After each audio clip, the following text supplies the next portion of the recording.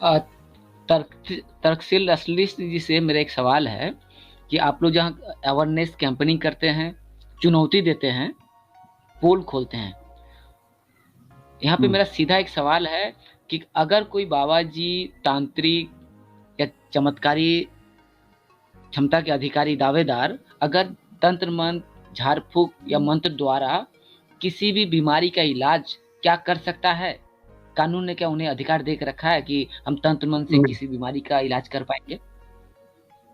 बिल्कुल नहीं।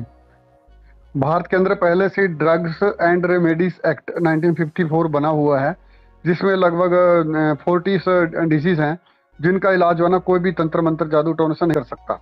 अगर कोई ऐसा करता है तो उसके खिलाफ बाकायदा कानूनी कार्रवाई हो सकती है, उसके खिलाफ कंप्लेंट दायर की जा सकती है, उसके खिलाफ एक्शन हो सकता है। तो इस एक्ट के तहत जो है ना जो भी ये तंत्र मंत्र के माध्यम से बीमारियों को ट्रीटमेंट करते हैं उनको बाकायदा सजा हो सकती है। जैसे बहुत सारे पखंड करते हैं कि पीलिया का इलाज, तो पीलिया का इलाज किया ही नहीं जा सकता। कोई झाड़ फूक से पीलिया का इलाज करने वाले को बकायदा जुर्माना और सजा दोनों हो सकते हैं। और इसमें तो यहाँ पे एक चीज मेरे को याद आया जो मैंने कल लाइव स्ट्रीम किया था, कि गांव में कुछ ऐसे भी माँ बाप है जो अपनी बेटियों को दान कर देते हैं मंदिर के नाम पे, मंदिर में हम्म। देवी के नाम कर देते हैं अपनी बेटियों को, ये बोल के कि देखिए ऐसा करेंगी तो देवी जी है वो हम पे कृपा करेंगी। और उन बच्चियों के साथ बहुत सारा एक्सप्लॉयटेशन होता है, शोषण होता है, जिसके बारे में कोई बात करना नहीं चाहता।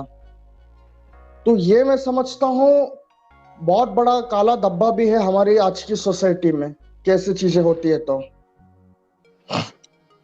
इसमें तो मैं कहता हूँ कि पूरे भारत में मेरा सोचना ये है कि इस पे कभी लाइव भी हो, शो भी हो, कार्यक्रम हो, जब कोई ये क्लेम करे कि कोई देवी है और उनके देवी के यहाँ पे बेटियां का अगर सजा दजा के भेज दिया जाता है और उससे उनके माँ बाप का जो इकोनॉमिक स्टेटस इंप्रूव हो जाता है, तो इसको डिबंक करना बहुत जरूरी है।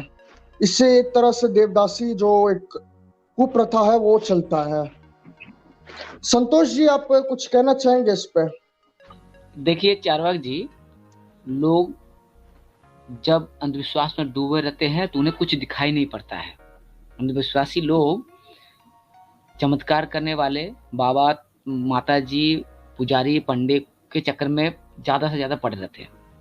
हमारे समाज में आज भी ऐसे बहुत सारे लोग हैं जो सोचते हैं कि मेरी बेटी के बदन में कोई बीमारी है तो अमुक बाबा जी ठीक कर देंगे, और बाबा जी की बातों में आके वह अपने बेटी को बाबा जी के हाथों सौंप देते हैं, और बाद में बहुत सारा मामला सामने उठ के आता है। मतलब अंधविश्वास, सीधा शब्द में हमारे समाज में जो अंधविश्वास है, वो अंधविश्वास लोगों को क्या नहीं करवाता। अपनी हाँ। बेटी, अपने और बेटे को भी अंधविश्वास दलदल में ढकेल देते हैं। कभी कभार ऐसा भी होता है, अंधविश्वास के नाम पे महिलाओं की, विशेष करके महिलाओं की जान ले ली जाती है।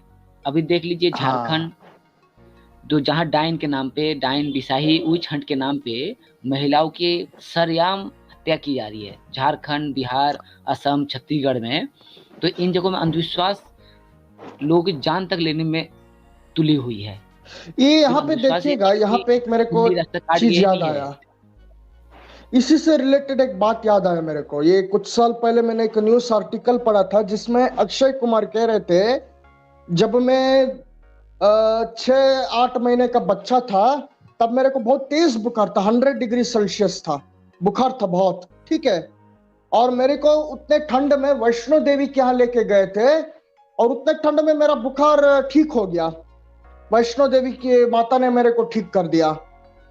और वो बोलते कि ऐसे चीजें होती है, चमत्कार। तो अक्षय कुमार का मैंने ऐसा चीज सुना था न्यूज आर्टिकल में जब वो बोल रहे थे। तो ऐसे भी चीजें सुन के लोग पाखंड में और गिरते भी है। मतलब जो लोग पाखंड छोड़ रहे होते उनको भी मन में लगता है कि अरे यार इतना बड़ा आदमी ऐसा कह रहा है तो भाई कुछ तो बात है, ऐसा लगता है।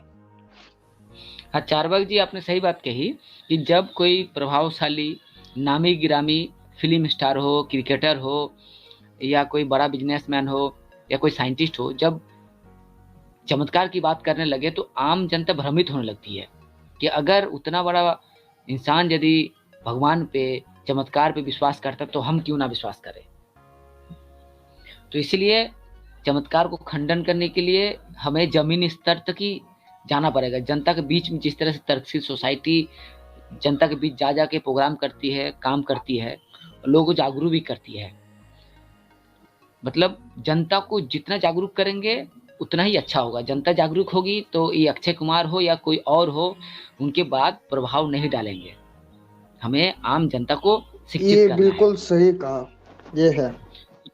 तो तर्कशील रसली जी, आप एक कानून के बारे में बता रहे थे कि जो कानून कहता है कि यदि तंत्रमंत्र झाड़फूक अगर कोई बाबा जी तांत्रिक करता है तो उसे जेल और जुर्माना हो सकता है।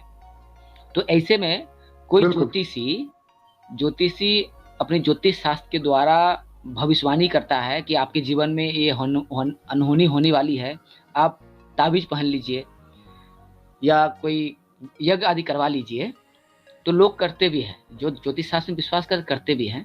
लेकिन जब फल नहीं मिलेगा, उन्हें फायदा नहीं पहुंचेगा, तो ये कानून कैसे लागू होगा उस ओझा उस ज्योतिष के खिलाफ? लोग तो विज्ञापन देके ज्योतिष पे पहुंच जाते हैं और अपना हाथ कुंडली दिखाकर अपना भविष्य बदलने की कोशिश करवाते हैं, लेकिन होता कुछ नहीं, पैसे ठगे जाते हैं। और जब लोगों को समझ में आ जाए कि वाकई में हम ठगे गए ज्योतिष के पास जाकर, तो उनके खिलाफ कानूनी कार्रवाई हम कैसे करें? कौन सा कानून है, थोड़ा स्पष्ट करिए। नहीं, ये तो कानून सीधा 420 का, जो 420 का कानून है वो बन सकता है। अगर कोई आपसे फ्रॉड करता है तो फ्रॉड में जो है ना 420 बनती है, आईपीसी की धारा जो है इसके तहत ये तो सीधा उसके तहत केस बन जाता है। इसमें अलग से जो है ना, जो ड्रग्स एंड एबीजी एक्ट है उसकी तरफ में जाके ऐसे सीधा केस भी किया जा सकता है, और लोग उसमें कर सकते हैं। ऐसी कोई वो नहीं है, फ्रॉड वाले केस में किया जा सकता है। इसके अलावा मैं बताना चाहूंगा कि बहुत सारे जो स्टेट हैं उन्होंने भी अपने कानून अलग से बनाए हैं किया, और आंध्र सरकार निर्मूलन समिति के उसमें